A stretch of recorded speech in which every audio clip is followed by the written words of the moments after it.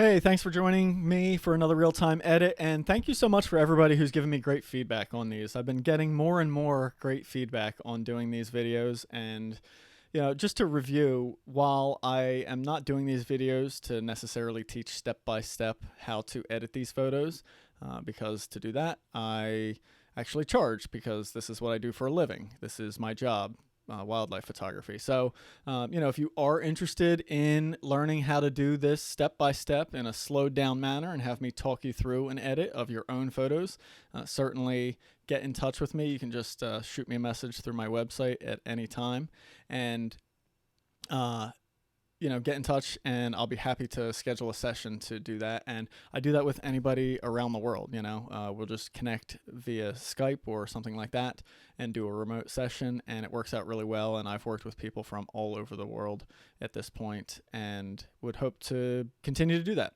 So, that being said, I really do appreciate the feedback, and let's jump right into this image and do a pretty basic edit on just some nice golden light. The light on this morning was amazing on this Seaside Sparrow. It's a nice breeding plumage male here. And I photographed Seaside Sparrows for years, but I've always done it much later in the season. And so I've never had these guys in their full breeding colors with the nice yellow spot on the lures and on the wing there. So in any case, let's do just a little bit of a crop here. And I'm just going to try and straighten the horizon back there. So something like that. This image is a little bit dark. I underexposed just a little, and I'll go a little bit warmer.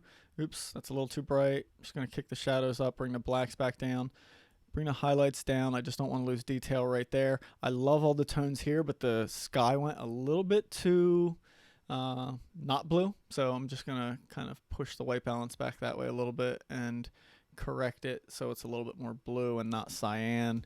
And I think that's going to about do it for the Lightroom edit. So into Photoshop we go. And I can tell you right off the bat, first thing I'm going to get rid of is that. I'm definitely going to get rid of that one. This one I'm not sure, but I'm probably going to get rid of that one too, just to kind of make this overall cleaner image, because those little things back there are just kind of grabbing my attention. So to get rid of this one, I'll tell you, it's easier if I get rid of that back there, but I do also like the kind of breakup in the texture that provides, so I'm going to try and leave it. So I'll do spot healing brush and see how good of a job that does at getting rid of everything. And it does a great job, but it always tends to leave these real funky, strange artifacts. But that's fine because I can go back in with the clone tool like now and just fix it on my own. You just really got to watch for creating patterns. Don't want to do that. And there we go. And let me get a little bit more green down the bottom here so that looks more of kind of how it was. There we go. Something like that works well. Definitely going to get rid of this one. So I just use a technique of low opacity from each side and just kind of blend it in softly. And this is where using the Wacom tablet really comes into play, because if I was doing this with a mouse or a trackpad, God, editing with a trackpad would be near impossible. But if I was doing it with a mouse or a trackpad, I'd be changing my opacity like crazy, nonstop, trying to get that blend like that really nice. And I am going to go ahead and get rid of this as well, because it really isn't taking that long. Pretty straightforward edits here. And as always, to get rid of it around there, I'm not really going to worry about overlapping the grass that is there, because I'll just mask that back in when I'm done. The key right now is to use a big soft brush so I can kind of keep these smooth gradations intact and not make weird kind of blotchy patterns in them. And that would come from if I was using a smaller brush, So if I was like using a tiny brush down here and trying to clone like that or like that, you could start to see, especially if I go from light to dark or dark to light or light to dark like that, it would really show up. All right, so everything's gone. Now I just need to bring this piece of grass back, add a mask to the layer, and then I'll just mask this back in quite nicely. I'll leave that little tiny piece on the end there. so it stays all natural looking. And there we go. And this one probably got hit a little bit. Yep.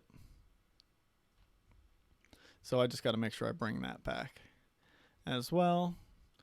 Yeah, and then secondarily, I was also debating getting rid of this piece just because it's so light right there, but it's all attached to here and I think it kind of works. And then maybe, let's see what happens if I just kind of burn this a little darker. So it's just a little bit less intense. And see, it's hard to do without making, screw that. It's hard to do without making the edges all funky. So I have a better idea. Let me actually get rid of it here, but then I'm just going to try and fade it out right about there and make it look natural. Oops, there we go. So we'll bring it back, and then from here, we'll just kind of give it a nice taper to somewhat of an out of focus point there. Yeah, there we go. That looks better. All right, the bird is in a little bit of shade right here.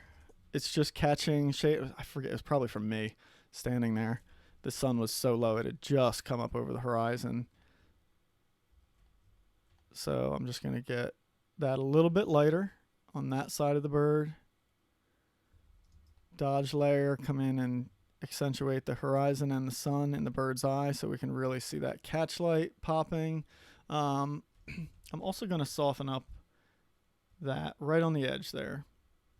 And then maybe that one, just soften it. There we go. So that's less distracting. I do want a little bit more blue in the sky still. So I'm going to add a little bit more blue and cyan. Paint that in across the top here. Pretty straightforward. Let's make the grass a little bit greener down there. So add a little green and a little yellow so it continues to look natural.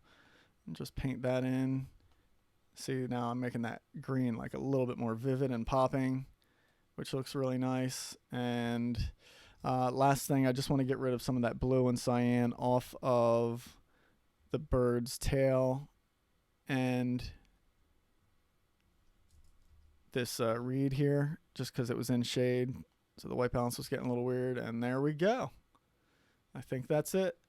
So pretty straightforward, nice, easy edit. I really like this. This is just a nice front lit, clean image. Background just melts away. Shot it at f4, and also it helps because the background is just, wide open marsh. So it really fades away into nothingness back there, and there's really not going to be a big change on this one off the original, other than this original was a little underexposed and just needed a little composition help. But you can see with some quick editing, you can just take it from, solid but dull to a nice kind of popping, clean portrait with some great light. And thanks, as always, for watching.